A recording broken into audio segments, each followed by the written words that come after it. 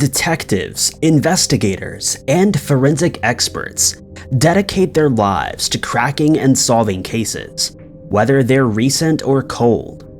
There are hundreds upon thousands of cold cases that are waiting to be solved, and who knows, maybe information that you can provide could help bring closure to a decades-old cold case.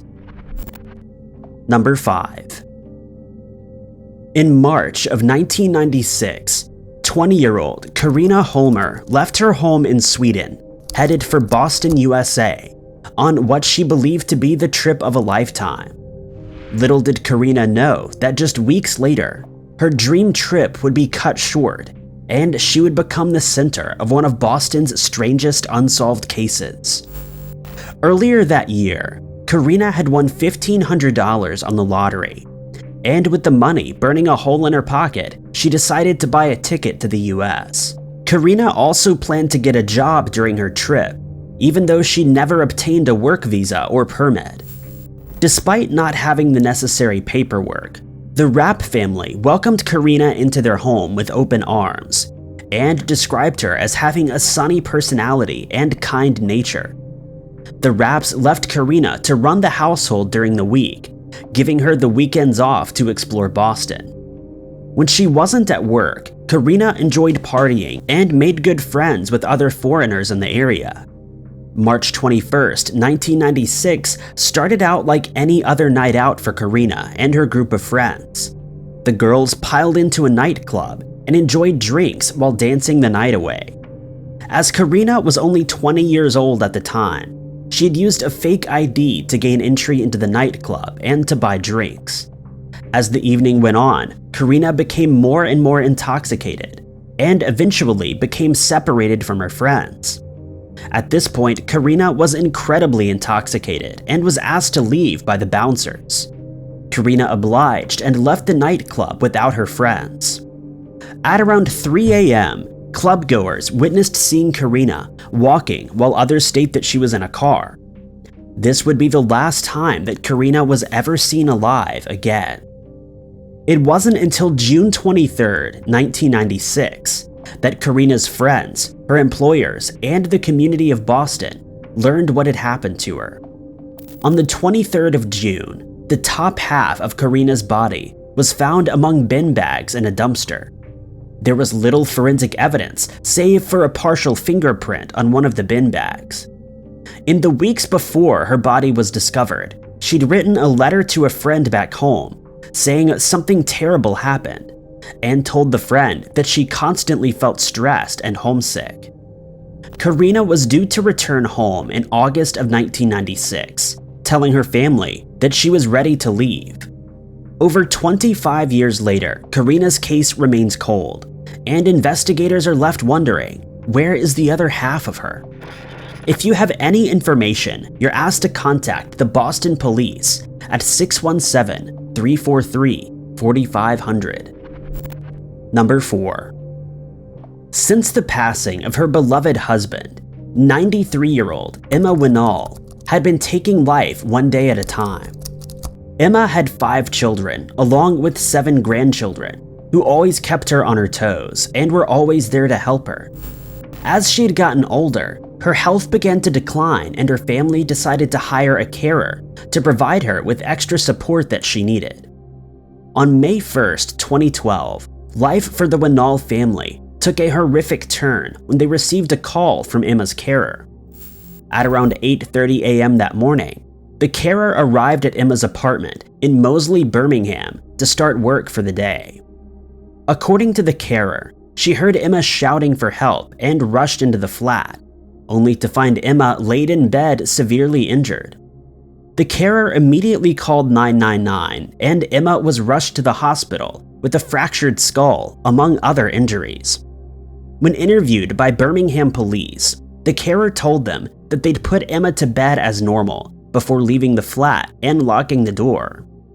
West Midlands police examined Emma's flat but found no signs of forced entry and concluded that whoever was responsible had entered using a key.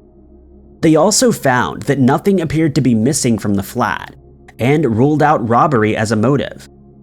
Emma's family confirmed that she had no known enemies and had no idea who would want to hurt a vulnerable 93-year-old lady. They told newspapers that she loved to play bingo and dominoes and loved spending time with her family.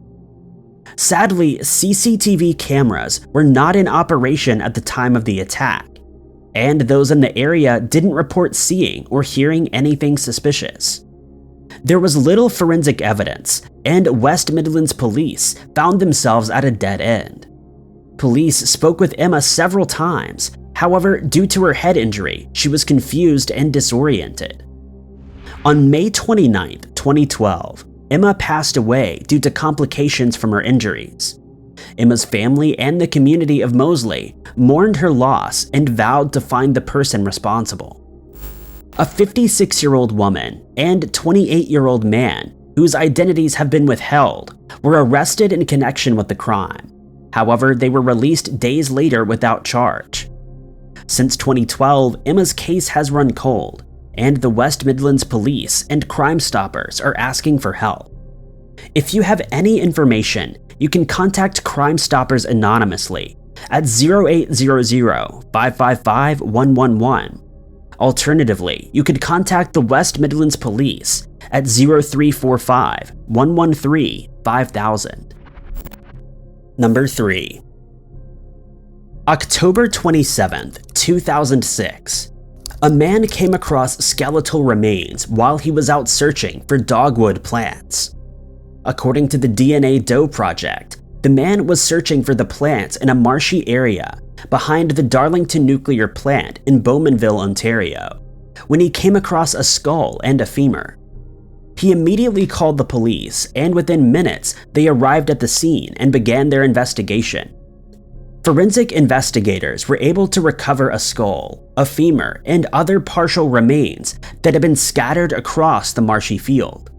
From their analysis, they were able to determine that the remains belonged to a possibly white, African American, or First Nations female between the ages of 18 and 25, and that she'd been deceased for between 2 and 10 years before her discovery. The forensic anthropologist also noted that the woman had a very well-healed nasal fracture at the point where the nasal bones meet the soft part. It's noted by the Doe Network, quote, "The fact that her nose had been fractured would not have been obvious unless someone who knew her at the time saw her post-trauma or surgery, or she told someone." Experts commented that regardless of whether the woman had a fractured nose or underwent a surgical procedure, she had sought out medical treatment and aftercare, which explains the healing. The anthropologist also commented that the woman had nice teeth, with visible white fillings on the front teeth. She had silver fillings in her back teeth, prominent upper and lower protruding teeth, as well as a distinctive upper and lower narrow jaw. In 2010, the Durham Police Department discovered a distinctive ring near where the woman's remains had been found. It's described as a size 9 gold red garnet ring with 2 one-point diamonds on either side.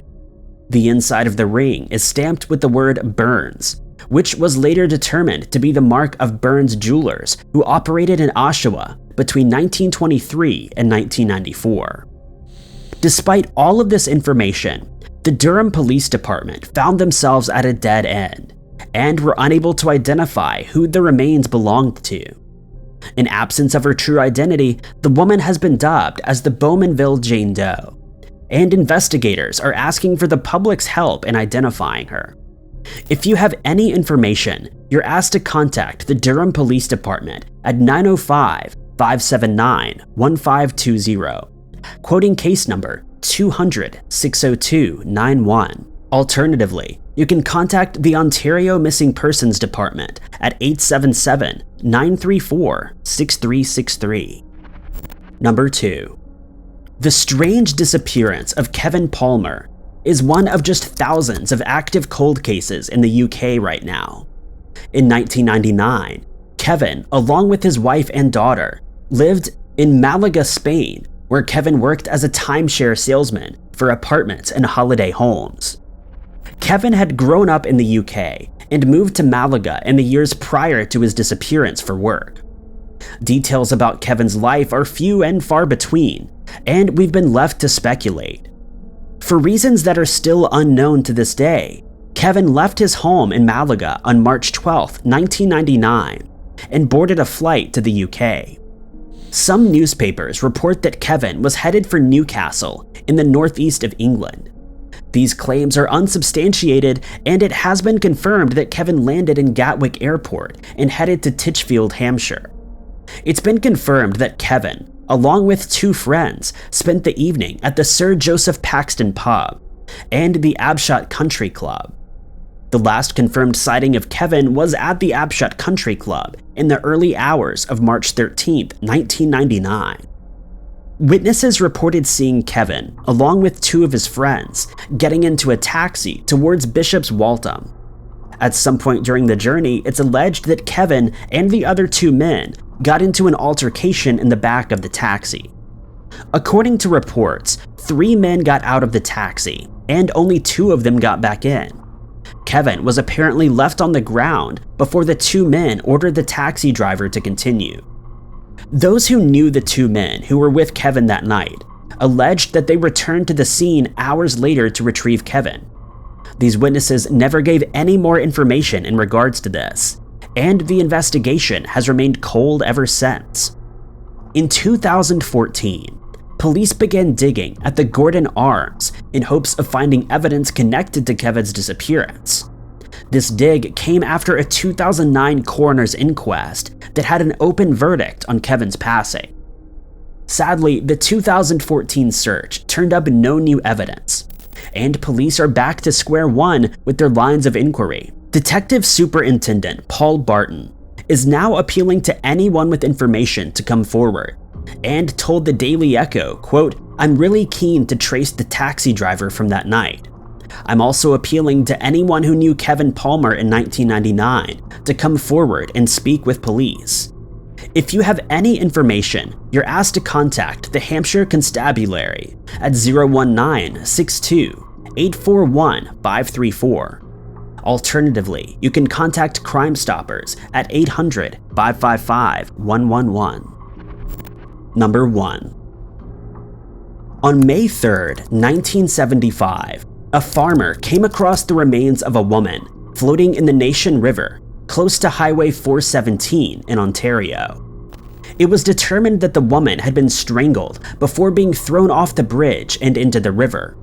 Her hands had been bound with a man's necktie, and her head had been wrapped in cloth.